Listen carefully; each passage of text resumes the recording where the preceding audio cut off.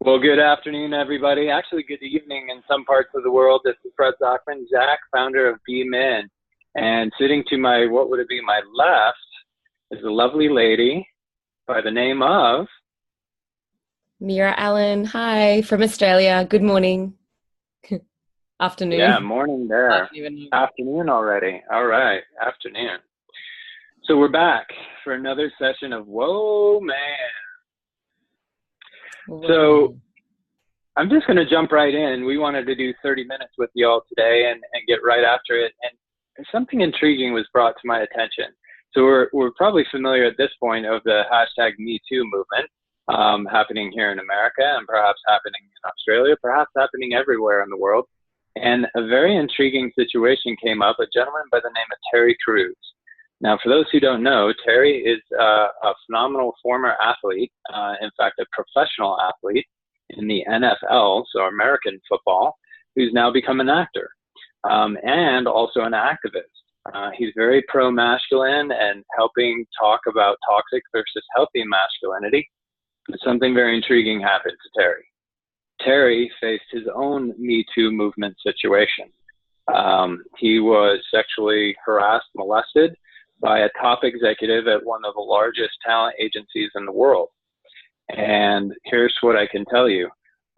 He deliberated about that, didn't say anything. And then Me Too happened. And then he decided to do something that I think is beyond gutsy. He decided to come forward with this story That's and say huge. it's happened to me too. It's funny because it's so many women, we're now speaking out for what's happened to us. And there's still a lot of women that don't choose not to speak out about it. And I never thought of that perspective of a male football, sort of like a big dude being in this position. And I had to question, was it a female executive or was it a male executive who was oppressing him? Yeah, I think in this case, it was a male executive. I mean, and this is the thing, like the Me Too thing. I think a lot of guys think that it's only about the women, but I think it's about everybody who's ever been suppressed, oppressed, abused. It's almost it gives you that solidarity and that comfort that, well, I'm not alone in this, and this needs to stop. So I think that's whether whoever is coming from wherever it's coming from, whether it's from the male female side, or whether it's from the female to male side, or whether it's the male to male side, or whether it's the female to female side, or whatever gender side to gender side is, there's some sort of power play that's going on in the world right now that's not normal. It's not from a caring and compassionate place. I just don't understand what's driving these people to do this kind of thing, where they get into these positions of power and to try to dominate. Is that what, I don't know, shed some light. Yeah. What's your perspective of that? Yeah, no, and those are all great questions. Those would be the questions on my brain, Mira's brain, any man or woman trying to unravel the mystery behind all this. And of course, we can be very cliche with this and say, well, hurt people hurt others, Zach, Mira. It's just not that complicated. But sure, if we want to stay surface, we can keep it uncomplicated. But I think Mira touched on it, that what we're really talking about is it not necessarily black versus white or skinny versus fat or male versus female, because obviously that's the space we've been playing in predominantly with Me Too movement, is the impression of patriarch to matriarch or male to female. In this case, we've got male to male. I think you touched on it right in the middle of the bullseye: power. So a person in a position of power, and that could be perceived power, but say in a case like this, it could be actual power. Power based on title, power based on position in society, power based on perhaps monetary capital, right? Hierarchy. And now, of course, as Terry opened up to this, what I think is so, pun intended, ballsy on his part, if you take one look at Terry Crews, you could automatically almost stereotype, well, he must be a professional athlete of some sort. This is not a small man. I think Terry's probably 6'2", 6'3". I happen to be 6'2" or 6'3" on a good day. I don't have the tan he has, but I also don't have the weight he has. I go about 185 on a good day. I think Terry goes about 235 or 245. This is a very big man, and he has a professionally trained body, and he's still fit. So as he mentioned this, he said, now obviously I could protect myself physically. I could react in that situation, perhaps maybe even very violently react to protect my boundaries. But I think in Terry's story, a testimony about this, he showed to me what WoMAN is all about, that instead of the knee-jerk reaction that we all might have and the machismo of sort of the archaic model of masculinity, he showed something even more courageous, which was self-constraint, self-control. Yeah. Well, it's funny because, I mean, there was self-control, but at the same time, he couldn't defend himself, even though he's a giant, huge black guy, football human. Football human, yeah. Well, I know nothing about football. So he couldn't defend himself, and he was being put in a position that he didn't want to be in. And that's just, you know, I just don't know, where is the fine line? Because then if he did defend himself, he would have lost his job, he would have lost his career, if this is some major executive. But if this has come out, and what is the reprimand? Like, what happens to this major executive person now? Like, what's happening currently to that person? Is there anything, like, is there a legal? So very intriguing, because a very slippery slope. And he said in his testimony, if I responded kind for kind and maybe got physical, maybe got violent, now we're talking assault charges and a whole bag of worms. So he decided to go the other route, and he decided to come forward. Now, he didn't come forward publicly. He came forward privately, and he brought a lawsuit against the corporation. And his demand was that this man be let go. Right? This man needs to step down from his position. This man needs to be reprimanded. There needs to be, you know, severe professional consequences, if not, you know, punitive or criminal consequences. And well, it is a criminal charge, isn't it, though? Like, isn't it a criminal charge, regardless of whether it happened in the workplace or if it happened on the street, or if it happened in the car park? Just human to human, isn't that against the law? So I don't see why it only has to. Yeah, you're talking sexual assault or sexual molestation, and so in this case, that is happening. In fact, the testimony that I was starting to hear, because Terry has now gone public and been on some TV shows speaking about this and coming forward, and admitting that, you know, he was scared, very scared. You know, he said to his wife, "If I do this, I'll be prepared. My career is probably over. Hollywood, Los Angeles is over. We'll be moving. I don't know what we'll do." So he was not sugarcoating it. And actually, it sounds like what's happening is they've settled outside of court, and this gentleman is being let go from the corporation. And this gentleman even wrote a professional apology, a letter to Terry. Okay, that's huge. That's pretty, but that's the minority. I think there's a billion cases out there that happen where no one hears of it. Nothing's done of it. These executives get to continue doing these things, not just executives, but whoever the person is in the place of dominance. They're just so used to being able to get away with it that's why they continue to do it, because there isn't that consciousness, there isn't a yardstick, there isn't a consequence.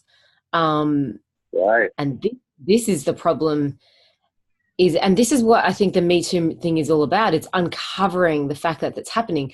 When you mentioned Hollywood, I thought, there's so many young boy actors. Like, was it Corey Feldman that came out recently and said, you know, how much he's gone through and how he's scared for his life? And there are all these Hollywood people that are just thrown in and out.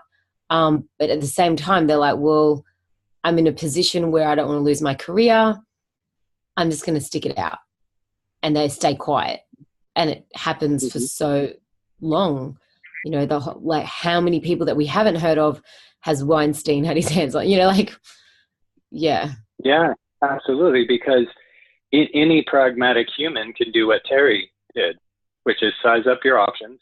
Okay, so I'm going to slug this guy. I'm going to break his nose, his cheek, and cave in half his face. Well, then I'm going to jail for assault. Criminal charges are charged on me. And it'll be he said, or maybe in other situations, he said, she said. And, you know, I'm going to lose on that one because I've obviously done something worse. So he didn't go that route. He contains himself somehow. But then I'm sure that he'd had some pretty deep, pretty meaningful, pretty sincere, substantive conversations with his wife of, no, this isn't a good idea. If I come forward with this, we could lose everything that I've tried to leverage. You know, my name that I had as a professional athlete that made me a celebrity is what I used to leverage to get into the entertainment industry. And I've made success here, and now I have a name for myself as an actor besides just being a former football player. If I do this, I potentially could risk everything, you know, and if this drags out in court, yeah. So I'm guessing that he got the support from his wife to speak out about it. Okay, so I think this is probably good in the dynamic between the person that's gone through something majorly traumatic, mentally and physically and emotionally. So all three levels, damaging and traumatizing. And then I always wonder, how does the partner or a supportive person in their camp support, react, or, you know, show that? Like, so I know with a lot of, you know, with a lot of domestic violence in the women and men, it's the person that they're looking for the most support. Like the women are looking for the most support from their partners, but often it's their partners that are the ones that are inflicting the violence. So they don't have the support of the person that they want because that's the person that they're in love with that keeps them in that situation. And then they can never do the Me Too thing about it because they keep hiding. So I think there are millions of cases that are like that, which continue to perpetuate the cycle where the person of support is also the person of dominance, which is sure. That perpetuates that feeling of being stuck or trapped. And there's that manipulation, right? I mean, thankfully, I've never been in that situation, but I've heard stories from others who've gone through it that when the person in the position of power or intimacy is then perpetrating, that then, you know, they'll flip, right, and manipulate. Oh, it's not that bad, Mira. Oh, I'm so sorry. Oh, it'll never happen again, right? Yeah. Which keeps you in that vicious cycle. I mean, I've actually heard case studies, you know, secondhand, thirdhand news, or just watching it, observing it, where the victim is actually defending the perpetrator, right? And you see that where, like, you know, so stereotypically where she is defending him and his behavior. And I've actually had this happen with me in Building B Men, where I've had women say, well, Zach, you know, yes, we got divorced, but, you know, he's not really a bad man. You know, he's good in his soul. I mean, there was that one time where he literally broke my arm in the bathroom. You know, I know there's good inside of him. He's never seen his children since, you know, we separated. I mean, this is that weird psychosis that we get into of where is our norm to begin with, sort of society as a whole, in terms of how men and women behave, positions of power, positions of not, and then in not only in the boardroom, but also in the bedroom. And then if we start to twist this and when we start accepting what's not normal or defending what's not normal, then it gets really odd. Yeah. That's so true. And the thing is that, I mean, I've been there. I've been in that situation where I've been living with the schizophrenic and, you know, stayed with them through it and moved out several times during the relationship. And then I stuck it out because I was like, he's a good guy when he's a good guy. You know, I was like, but he's really a good guy, you know, and I had that thing. And then until it got to me in hospital, that was my line in the sand, that it was like, it's over. And thankfully I have great friends that, you know, drove up, you know, 15 hours to come and get me from when I had left Sydney. So, you know, I think I never had that compassion for when women would stay in things. I never understood. I was like, they can just get up and leave. What's wrong with them? You know, are they that retarded? You know, I didn't understand. Now I realize, well, after being in it, it was like, no, because you absolutely are blinded by the love that you have for that person. So it's not from seeing from like a proper lens. You're just seeing from rose-colored glasses a lot of the time. So you stay in it. But then when they're loving, but when they're not, they're completely not. So you get really quite confused and often quite isolated from wanting to share what's really going on with you. I found that and I'm quite an outspoken person and confident and everything. And I found myself not saying anything to anyone. I didn't want to talk about it. Yeah.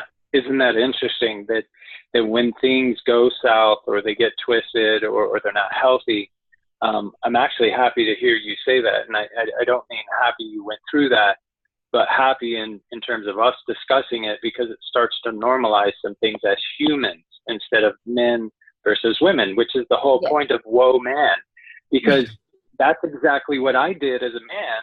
And I've talked to many men in Building Be Men that when things went south in the bedroom and the intimacy of the marriage and the partnership, the man got very quiet, very isolated, very almost shamed by that, because they felt like it was their responsibility, that if their partner wasn't doing something quite right, or their partner was perpetrating, or maybe even they had perpetrated, then they're responsible for their behavior and their emotions. They're also responsible for their partner and their partner's behaviors. And so this isn't a good thing. So I'm just mum's the word. I'm gonna turtle, as I call it, right? Go in my shell. Oh, yeah. And I think that's the danger, because then they start to lose their connection to their friends. They start to lose their connection to kind of everything around them, become very, very lonely and isolated. And then it's easier for whoever's manipulating whoever to manipulate them even further, because now they've become less normalized. Their new normal is starting to shift every day to something that's like no longer even existent. I think that's the problem there, is when that normalizing bar becomes so cloudy and you don't know it's even happening. It's happening like incrementally every day.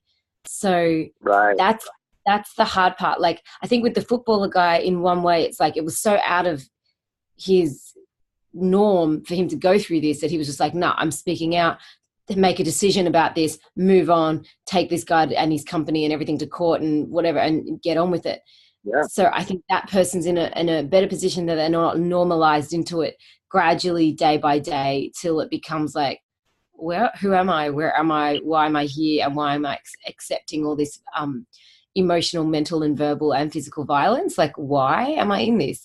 But they become little bit by little bit desensitized. And there's a name for that, where it's called grooming, which I learned a lot about that later. And it's when somebody decides to choose that person, and then they groom them to a point where they're almost accepting, and they're almost attached to that person that's causing them harm, but they don't feel that person's causing them harm. So so I think that's how a lot of people get into these situations. Yeah, that's subtle manipulation, right? Let's just call it what it is.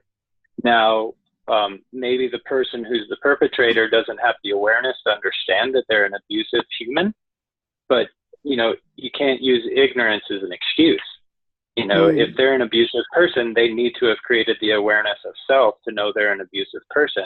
And if they're continuing knowingly or unknowingly, to twist someone and manipulate someone, and, for Terry, to your point, it was a singular incident.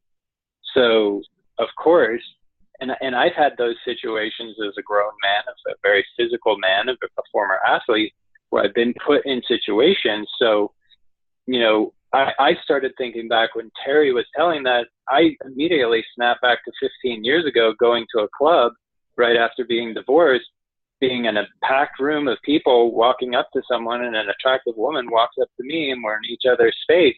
I start to say hello, and the next thing I know, I don't know, I got to figure out the right way to say this and not be offensive. But ladies, like, she grabbed my package.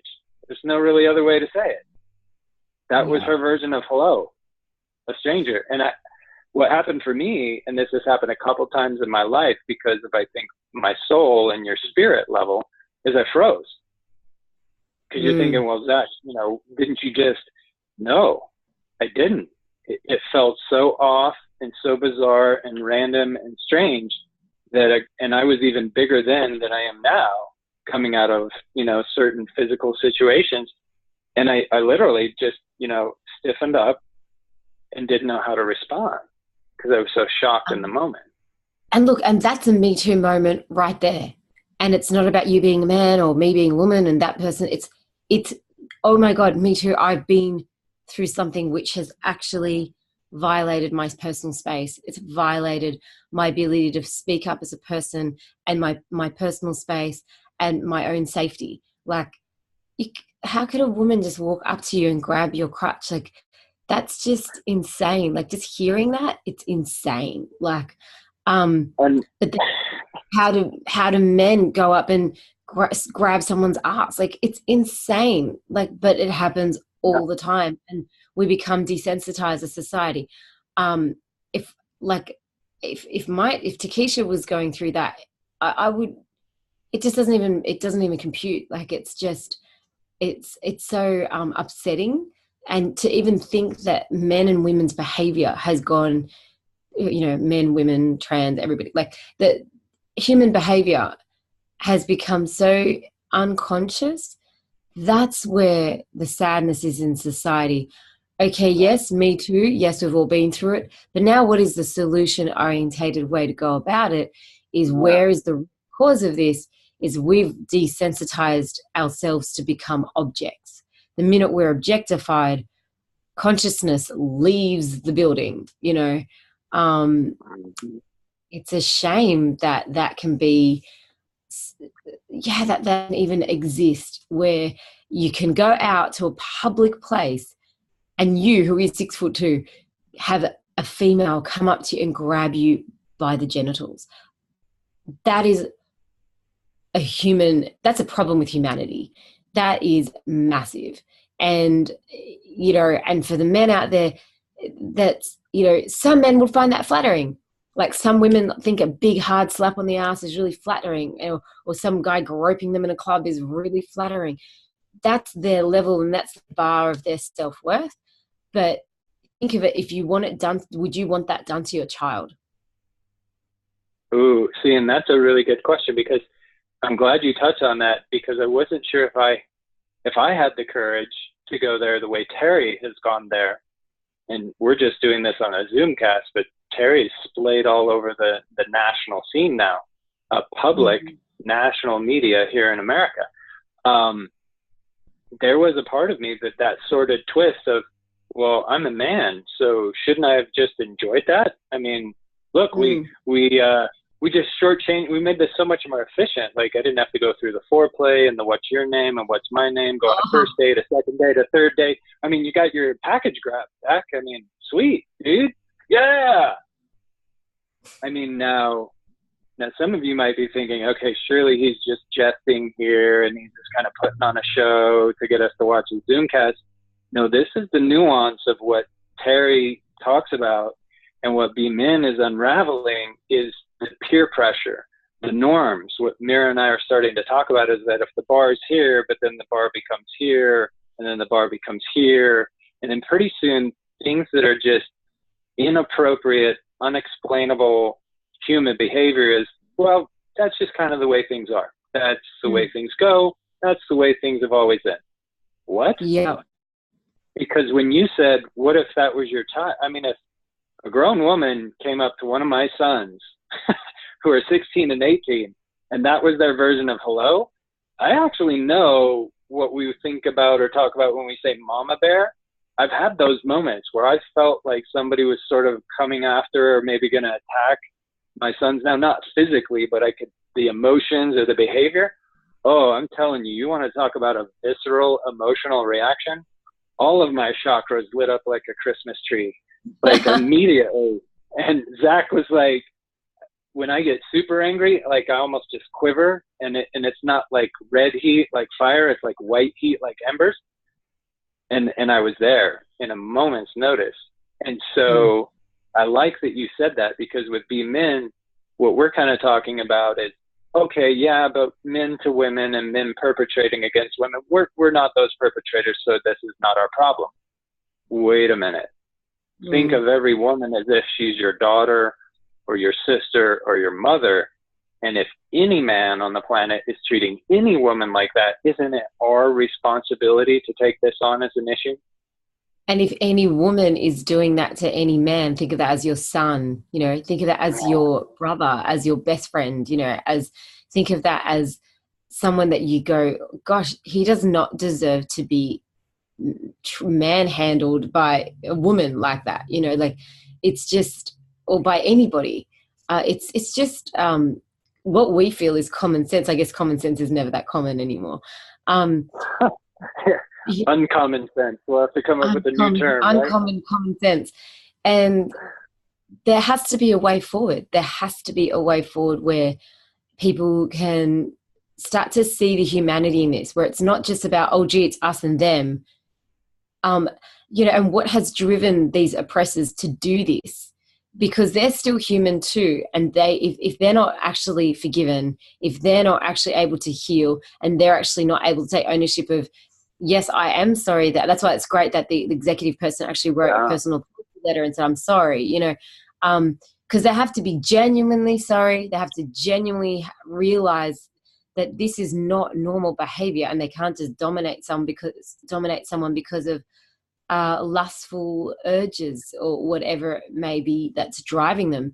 And I don't think drugs and alcohol are an excuse in these situations, because he was an executive. There was no drugs and alcohol in that position that they were in. A lot of the time in a lot of home situations, there is not drugs and stuff. There may be alcohol, but there's not, like, it's not about the drugs or the alcohol. Let's come down to the root cause of that person that feels that they need to dominate or assert power. Often when people feel like, for the men, if they feel emasculated, they will feel that they're in competition and they need to lash out and become in that more competitive, testosterone spikes up. So they become in a more combative sense of who they are. So if everybody just takes ownership of that, same with women, if they feel that they've lost their power and they need to be in a more dominant way, and then they start oppressing their own spouse or whoever it is, and they start putting them down verbally and energetically and undermining them in front of children and in front of like other people, that is still a form of the masculine going through the Me Too, because they're being hurt as well, and they're being undermined constantly. So that mental and verbal abuse, emotional abuse, is just as valid as someone punching someone in the face or someone grabbing someone in the crotch, or whatever ridiculous that goes on in the world. So it's, and everybody, it's everything that's happening in the micro means it's happening in the macro. So if we're seeing the microcosm of this one guy, a big black footballer guy, going through this, whoa, there is a lot of oppression and there is a lot of power struggle going on currently in the state of humanity. So it's not a male-female problem. It's not a male-male problem. It's not a female-female problem. It's a human problem. Yes. Yes. In fact, in launching and moving forward with DMIN, we just had our advisory council meeting with 7 gentlemen ranging from ages of 19 in the room to 83. And we talked about that this is a humanitarian movement. This isn't a religious movement. This isn't a men versus women movement. This is a human issue. And you're absolutely right. And, coming out of my marriage, it took 10 years for me to come to understand that, verbal and emotional abuse is just as condemning, just as powerful, maybe even more so than physical. Coming out of that, I thought, gosh, I'd almost rather break a bone again and then just have an orthopedic doctor say, okay, we're going to set this thing, then you're going to be in a boot or a cast for 4 weeks, then you're going to go to PT for 8 or 12 weeks. You do everything that we say, Zach, and then you're going to be 90% back to the same as where you are today. Got it, doc. Boom. That in the book that I'm building, I'm referred to emotional or verbal abuse. I didn't even know what that was in my mid-30s. I just thought that, sometimes communication sucks. And came to understand, I describe it almost like a mental or emotional contusion. And if we're not aware, like you and I, and what we're trying to move forward with WoMAN here, if you're not aware, then this emotional or mental contusion can just sit right below the radar forever. You can wake up 40, 50, 60 years old and experiences. So when we get frustrated perhaps with victims and say, oh, Mira, well, that lady, that was 30 years ago and blah, blah. Well, guess what might have happened, ladies and gentlemen? She might have been watching Terry tell his testimony, which triggered a memory that she's buried in her psyche for 20 or 25 years because she didn't want to remember it. And now it's surfaced up to remind her, oh, I have a mental or emotional contusion inside me that I buried long ago that just resurfaced. What should I do with this? Mm. That's it. That's all those huge triggers as well. And I guess people have to go back and look at where they lost their level of norm. You know, look at the first point where it started slipping incrementally, and come back to healing that point there. It could be from early childhood watching their parents. It could be from, watching something somewhere or going through some small thing that was in their childhood, or it could be something that happened in school, or, it could be just that I think if people go back to the root cause within themselves personally and heal and soothe that and heal and soothe and forgive that trigger won't be attracted to them anymore. But obviously humanity's at a point now where all of our triggers are coming up now, and we have to look at where can we go and heal those things, and for collectively to help consciousness shift. I'm just aware of the time now, so yeah. So we've got a couple minutes left, and you know what I'm thinking? I keep thinking of the word you've used several times, empathy, and I think of empathy and love intertwined. Where would we go with all of this? Mira's asking the $5 million question. To me, it's empathy. But I'm thinking through some empathy that might not be so surface level and might even seem a little incongruent or not intuitive. So, of course, there's empathy towards self. If you were in that victim role, you need to not blame yourself. That would be the ultimate double whammy. You've been abused, or you've been put in a situation where you froze spiritually or in your soul like I did, and then to let your inner critic or your judge turn that into a double whammy or a triple whammy. Don't be not loving to yourself. But then I'm thinking, here comes the other part though, which is empathy of other. Now, it's pretty easy for me to empathize with you because I have a sister, I have a former spouse, I have a mother. So you tell your story and your testimony of how you walk through that. And I already like you as a woman. So it's easy to empathize with you. But then the third step I'm thinking through is, what about empathizing with the abuser? Yeah, and that's the thing.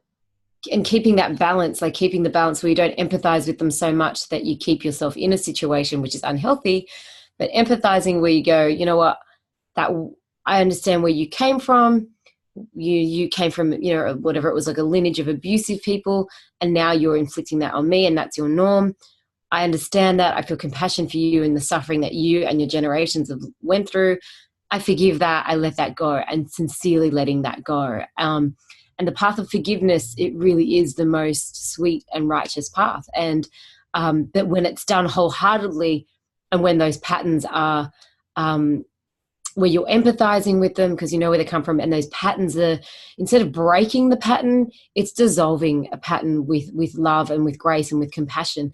And I think that's what's lacking in the world as a whole, because everyone's gone through suffering. Everyone's come from some kind of, no one's born perfect, although they wouldn't be born at all, there'd still be that love and light, moving through energy and space and time, whatever your belief is.